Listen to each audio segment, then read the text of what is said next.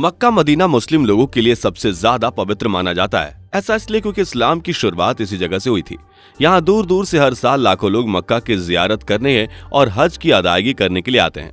मक्का Saudi अरब के हिजाज क्षेत्र में स्थित है। बताया जाता है कि यहाँ की आबादी 20 लाख के आसपास है, लेकिन यहाँ हर साल पूरी दुनिया से 60 लाख लोग हज के लिए आते हैं। इस मुल्क में ज्यादातर लोग हज इंडस्ट्री में ही कार्य करते हैं, जो पूरे साल हज और उम्रा पर आने वाले यात्रियों को सुविधा देने का काम करते हैं।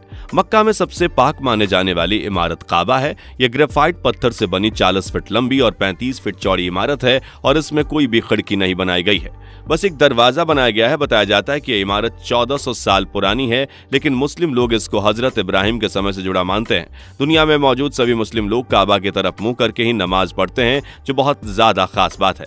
लेकिन मक्का शुरू से ही ऐसी जगह नहीं थी। कुछ वक्त पहले तक ये वीरान थी, बिल्कुल बंजर, बिल्कुल खाली। आई नो कि मेरी बातों पर आपको भरोसा नहीं हो रहा होगा, लेकिन इस वीडियो के एंड तक हमारे साथ बने रहिए, क्योंकि आज हम आपको बताने जा रहे हैं इस जगह का इतिहास और ये जगह पहले कैसी हुआ करती थी। आगे बढ़ने से पहले चैनल को सब्सक्राइब कर लेना ताकि वीडियो सबसे पहले आप तक पहुंचे। मक्का मदीना की आधारशिला आज से 1400 वर्ष पूर्व पैगंबर साहब के द्वारा रखी गई थी।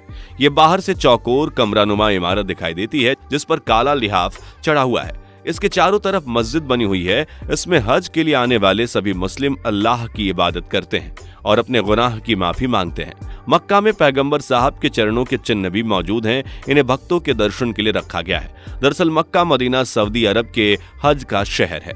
मक्का साम्राज्य के शासक की राजधानी है। समुद्र सतह से 277 मीटर जीना की घाटी पर शहर से 70 किलोमीटर भीतर मौजूद है। 2012 तक वहां पर लगभग 2 मिलियन लोग रहते थे। हालांकि इसके 3 गुना लोग हर साल इसे देखने आते हैं। ज्यादातर मुस्लिम लोग धूल अल हिज्जा के बारे में लूनर की हज की यात्रा पर जाते हैं।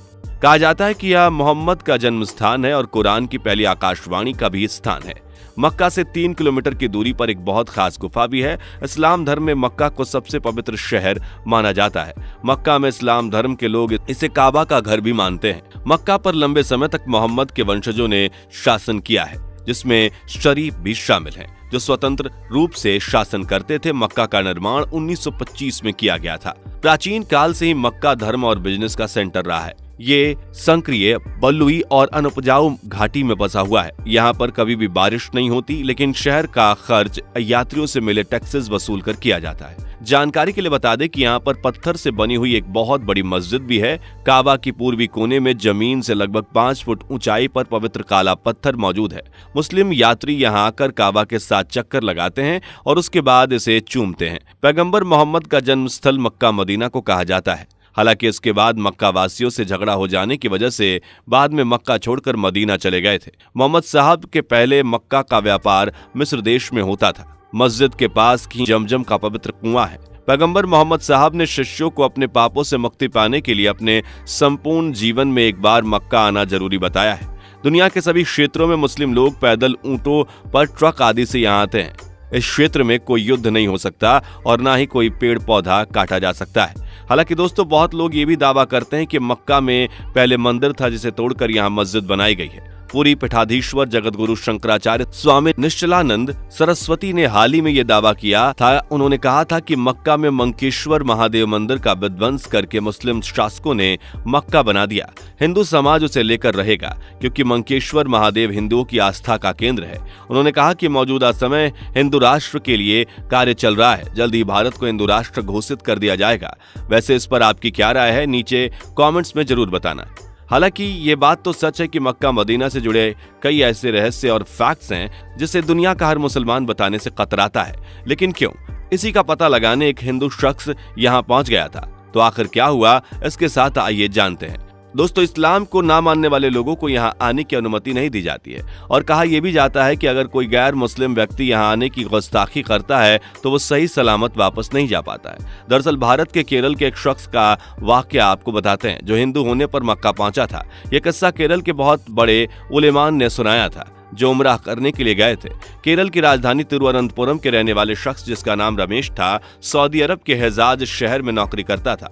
हिजाज में रमेश अपने दोस्त सिद्दीक के साथ रहता था। हिजाज में रहने के दौरान रमेश इस्लाम से बहुत ज्यादा प्रभावित हुआ।